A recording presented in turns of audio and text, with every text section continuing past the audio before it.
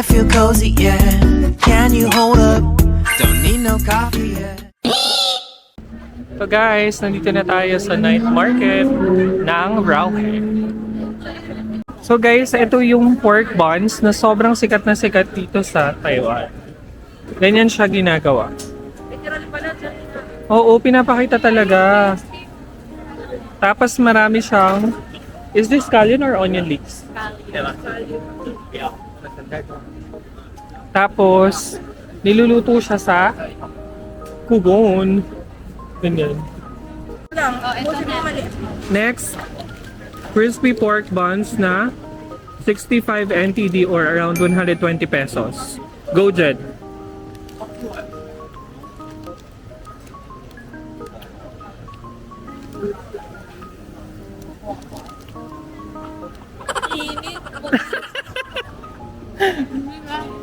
Karina, umuusok lang. Oh my God, malulubat na yung camera ko. Blow muna.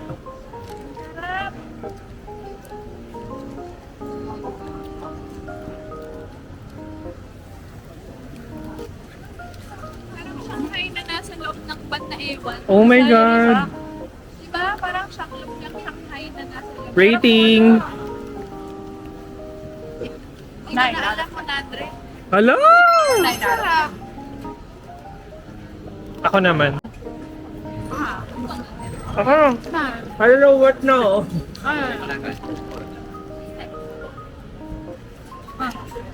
Mari puro eh. Mm, Ang sarap. Balik. ang sarap. May ano ulit? 10 out of 10 for me. Tinitignan ko lang. Pork buns is hashtag BE recommend. Sausage. Bakit black? Sobrang dax. Ay, sorry po. Sorghum wine sausage. Black pork sausage. Yung mga friends nyo din ba, grabe na mag-demand pag gutom na gutom. Crispy donuts, silang piraso na lang. Baka gumagawa pa.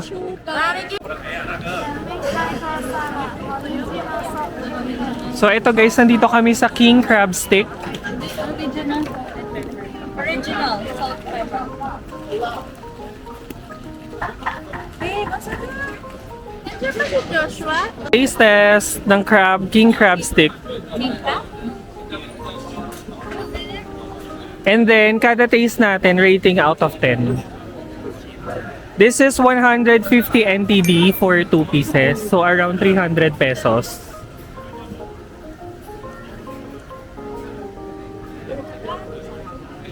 Hindi, imitation. Ewan ko nga eh, pero masarap pa rin. Hindi, kasi nakakain ng king crab sa akin, diba? So, isa. Tinitignan kayo nila Kuya, akala vloggers kayo.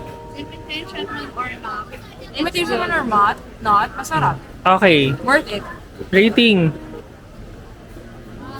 8.8 over 10. Ay, may 8, may Pwede 8.8. ako sa crab eh. Grade 1 bar. Okay mo na. Try ko naman yung king crab.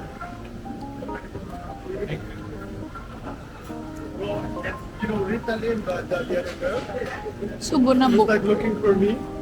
And I was like, Yun yung I'm imitation. already booking Uber. Hindi, diba? Kasi iba yung ganun crab stick sa atin. Sobrang maumami. Diba? 9 out of 10. Tara! Salt and pepper lang yan. Mm. Good. Thank you. Sauce? Sauce, yes. Sachet.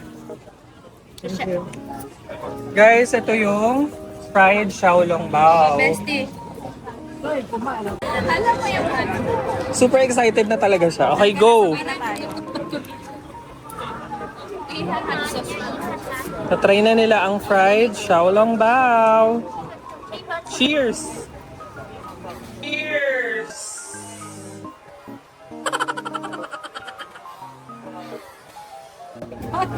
Sanay, laway na laway na. Oo, pilit. Ah, mainit pa? Super. 抱歉，我们这个新来的。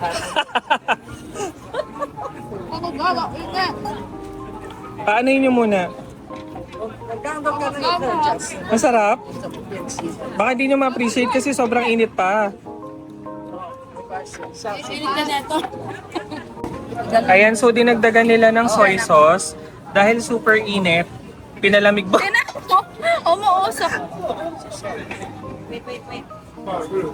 Ay, taray.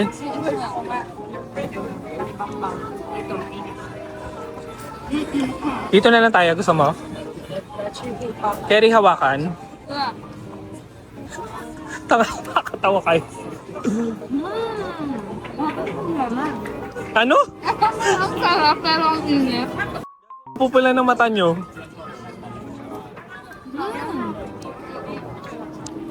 Masarap siya magkasama. Una ko kasi nakagat yung labas.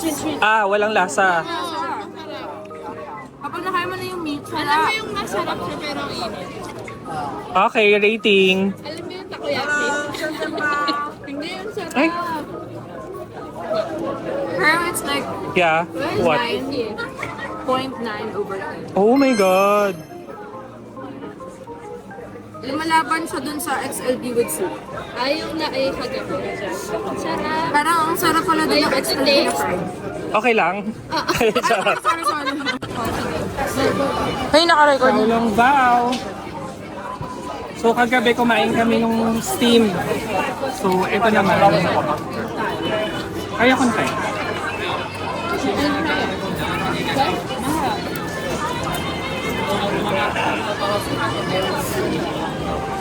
Oh, Yummy! Tama sila nung unang walo. Hindi, I mean parang Kung sobrang ano mo, pero enough na yan sa atin.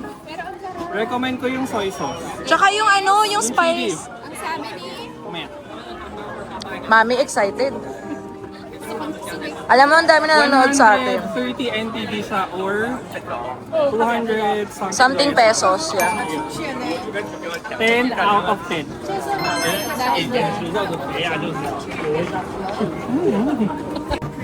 Sabi ni Zed, this fried xiaolong bao is hashtag #BeEat recommends. Oo. Guys, so nandito kami sa Hometown Barbecue Chicken na kanina, yung pila niya, hanggang doon. So now, it's 11. Ay, tingnan mo! Ang haba talaga ng pila niya. Tingnan nyo! Grabe.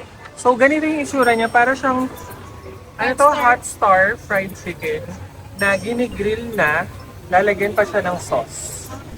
For 100 NTD or 190 pesos. Okay, taste test sa ano, honey barbecue, ay barbecue, Spicy. basta chicken.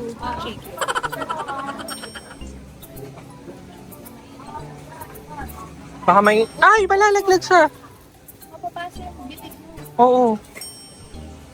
Nahubadan na, ay. Ito, tatapakanin.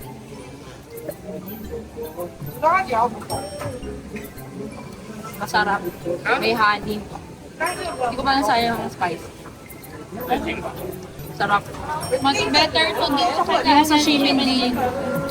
Kaya ba pinipilahan ng bongga? Kaya pinipilahan? Flavor talaga nila. May flavor sila dito spicy. Hindi siya super spicy, pero may kick, pero masarap. May flavor sila na parang Grabe yung herb usok. and spice. Basta ganun, masarap.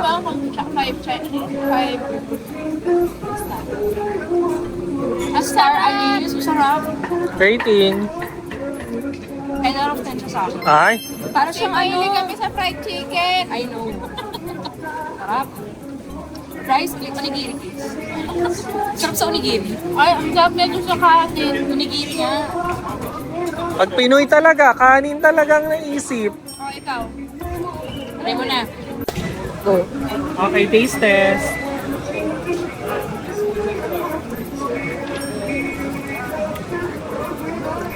Sarap. I think yung sauce yung nagdala. Oo. Pero ang lambot din.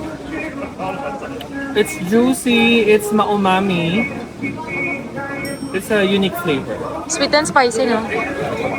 Spicy nila, hindi ganun ka-spicy. Hindi. 10 out of 10! So, hometown barbecue chicken is hashtag. So, hometown barbecue chicken is hashtag the Eat Recommends.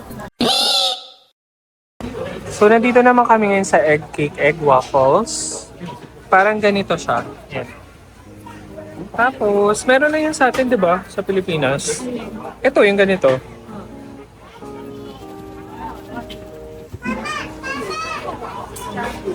Feeling ko yung mga bagong tinda sa Binondo, yung mga pumunta ng Taiwan. Tapos,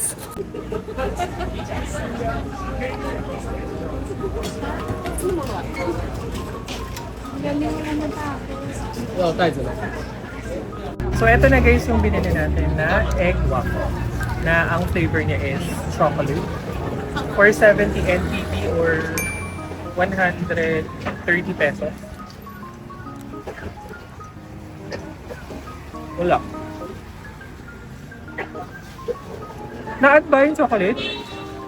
ano ba? Ay, nasa butter. Inalo niya sa butter. Hindi, kanina yung butter ng isa brown. Baka nakalimutan niya. Baka nasa butter. Wait lang, rate ko na lang yung butter. Masarap yung butter. Lasang hotcake. Ay. 8 out of 10. Otik. Baka nasa gitna. Sige, go.